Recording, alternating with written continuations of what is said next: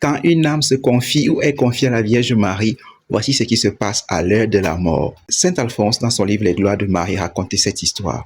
Il y avait donc deux prêtres à qui le Seigneur a fait bénéficier de l'histoire que Jésus a racontée dans la parabole du riche et du pauvre Lazare, Luc 16, versets 19 à 31.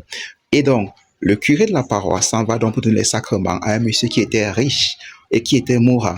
Quand le curé arrive, il trouve beaucoup de gens autour du monsieur riche. Il trouve les domestiques, ses amis, ses parents, voilà, qui étaient là. Mais malgré tout ce confort et tout ce réconfort, le monsieur riche en question n'avait pas le repenti dans son cœur. Il avait juste appelé le prêtre ou du moins on avait appelé le prêtre juste pour des formalités.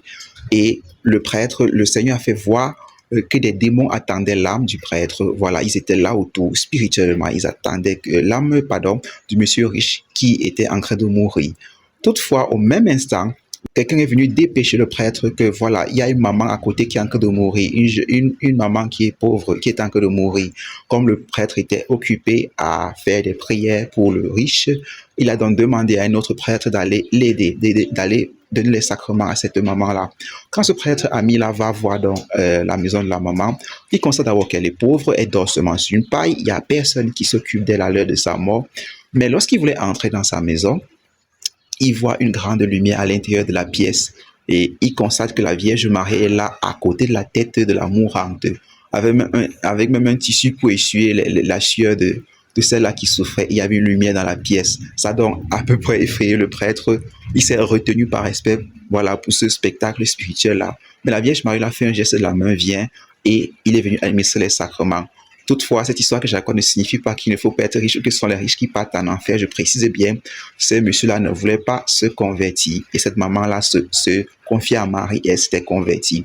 Voici une deuxième histoire. Il s'agit de Charles, le fils de Sainte Brigitte.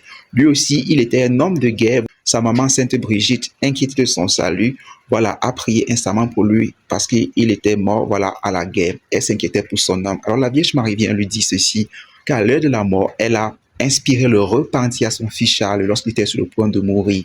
Et d'ailleurs, la vision continue et Sainte Brigitte voit comment le démon est au ciel en train d'accuser la Vierge Marie. Il dit, tu m'as même pas permis que je tente Charles lorsqu'il mourrait. Voilà, un.